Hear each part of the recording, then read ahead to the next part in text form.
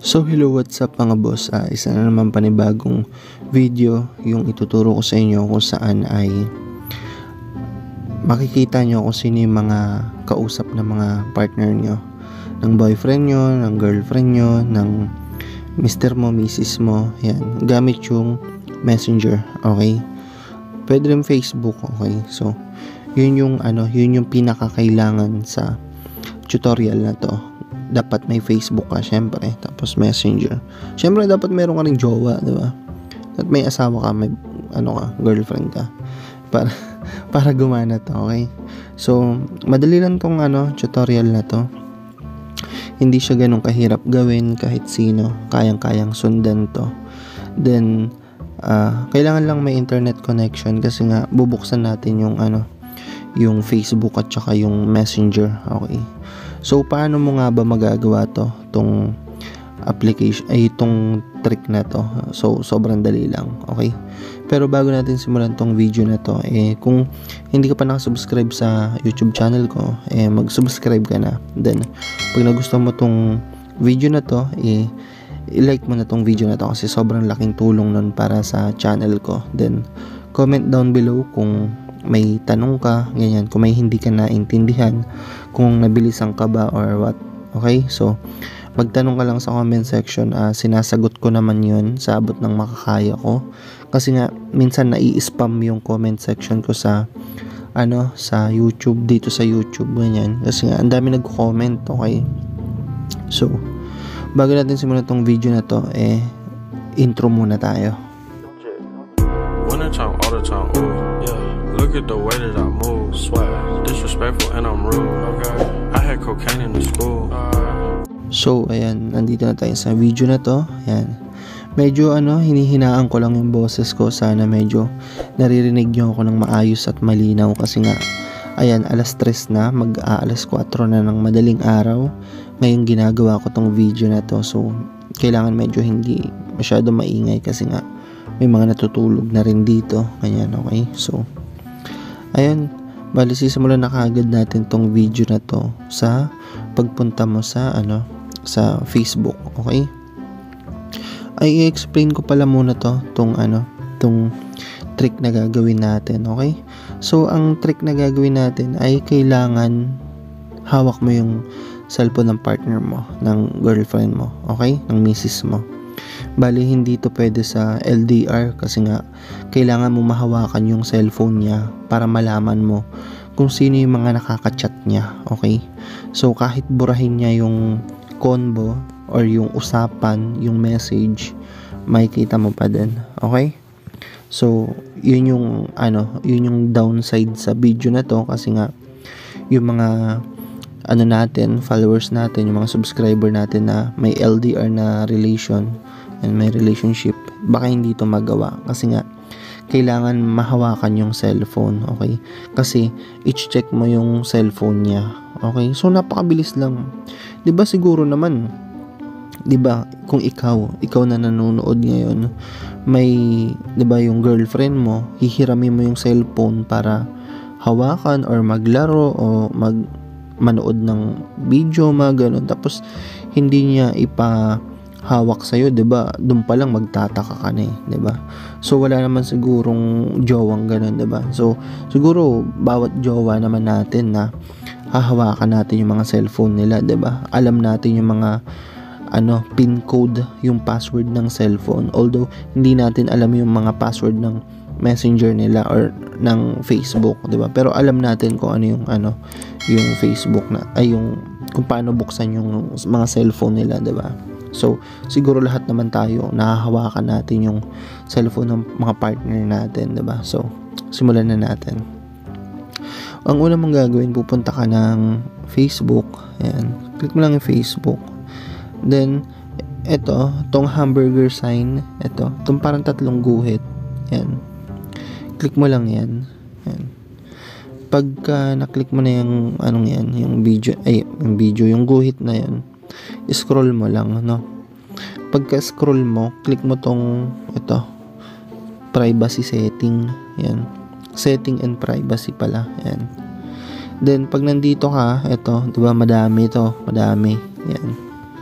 Ako, may mag-aaway na naman na magjowa dito sa video na to Isa, ito, click mo tong setting. Yan. Pero ang kinaganda kasi ng video na to, 'di ba? At least nalalaman mo, 'di ba, kung naglolo ko ba sa'yo yung partner mo, 'di ba? Tsaka para ma-hunting mo na kung sino yung dapat mong hunting, 'di ba? Ganun lang yun Sasabihin na naman ng ibang naka-follow sa akin, walang tiwala, 'di ba? So, 'di ba, pag nandito ka na sa gantong itsura, hanapin mo lang yung profile. Okay? So, ito pala, nandito sa taas. Ito. Click mo lang yan, yung profile. Yan. Then, scroll mo lang. Yan. Hanapin natin. Kasi nga nagbago na kasi, nag-update kasi ako. So, nag-iba yung yung setting ng Facebook. So, parang nanibago ako, no? So, pagpasensyahan nyo na kung medyo hinahanap-hanap ko pa. Okay? So, click mo lang yung yung sa story. Ito. Yan. Ito. Choose who can see your stories and manage your story archive. Okay, so click mo lang yan.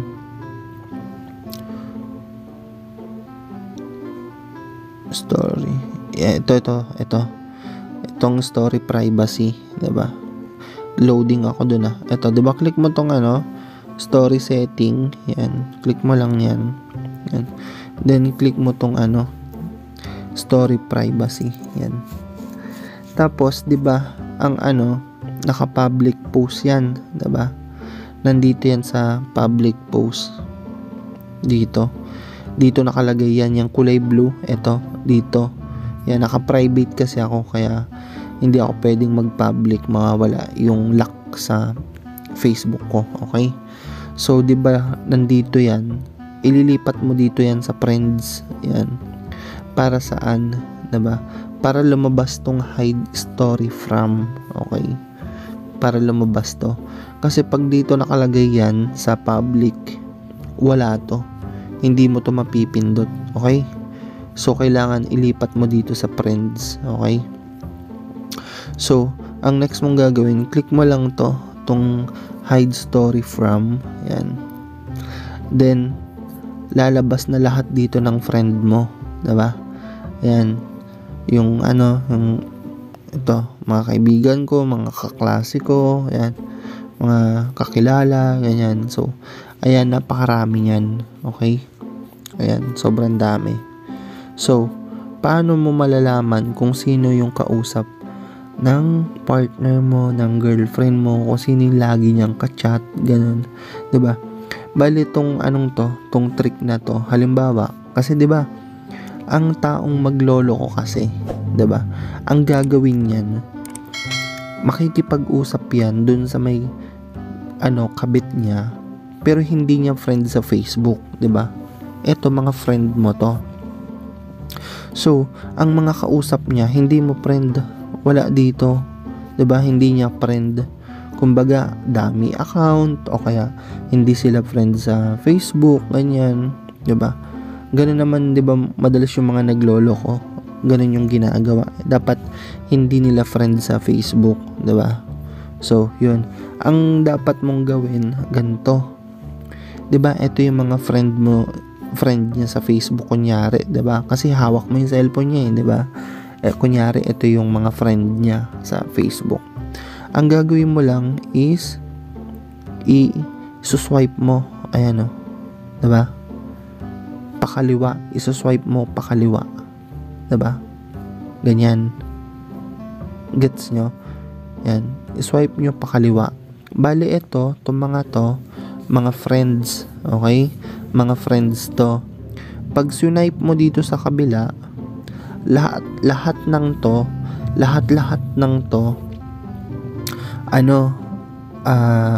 hindi niya friend sa Facebook, pero nakausap niya, nakaka-chat niya, okay? Halimbawa, nakapag-usap na sila dati, then na-spam na yung combo nila, halimbawa nasa pinaka dulo, o kaya pwedeng binura, o kaya 'di ba? Ganon, maraming dahilan, okay? So, ayan o, kung mapapansin mo, hindi siya ganun karami. Yan, ayan o, may ano lang, siguro wala pang 50 pa to eh. Itong mga, mga nakausap ko to na hindi ko friend sa Facebook. Okay?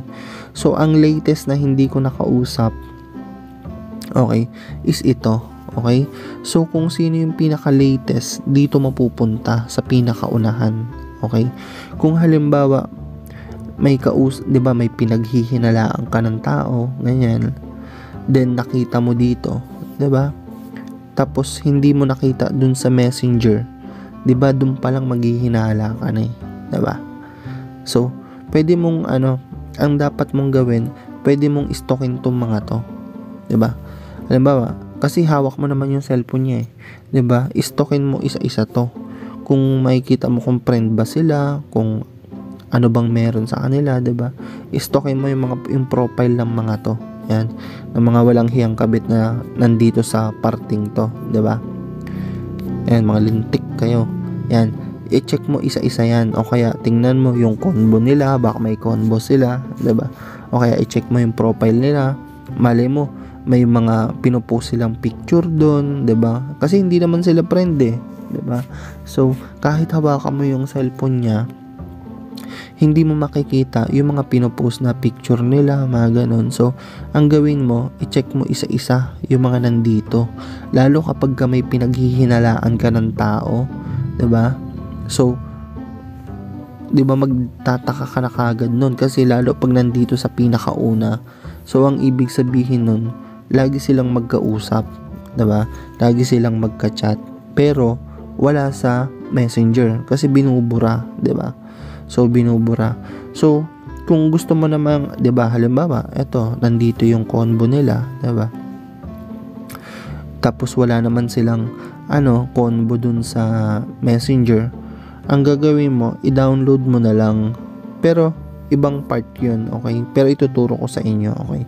So, 'di ba? Ito yung mga nakakausap niya, then wala sa Messenger. So, i-download mo na lang. Back lang natin, okay? Back lang natin. Ayan. So, ang gagawin mo kung gusto mong malaman, halimbawa, 'di ba? Nakita mo dun yung pangalan ng lagi niyang nakakausap. Pero pag chine-check mo sa Messenger, wala naman silang combo kasi nga binubura. So, ang gawin mo na lang, i-download mo na lang. 'Di ba? Yes, pwede. Pwedeng i-download yung mga binura na. So, ang gagawin mo lang, click mo to, access profile information. Yan. Ito, download your information. Click mo lang yan. Yan lang natin. Then, click mo to, tong deselect all. Yan, deselect mo lang yan.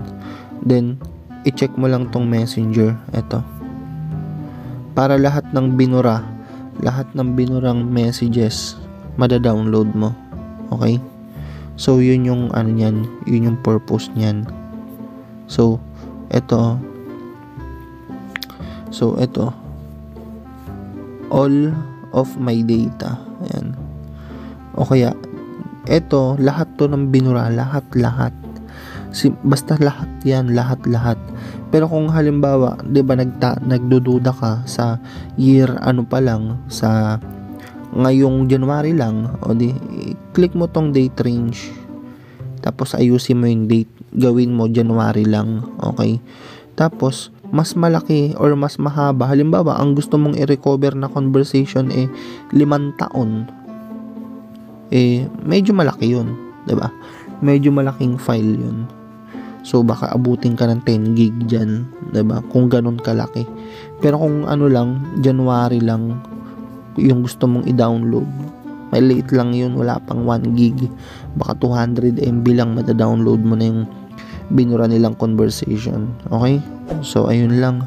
Maraming salamat sa panonood. Sana may natutunan kayo sa video na to. Okay? So, please subscribe sa YouTube channel ko. Then, follow nyo ako sa mga social media account ko. Then, thank you sa panonood. God bless.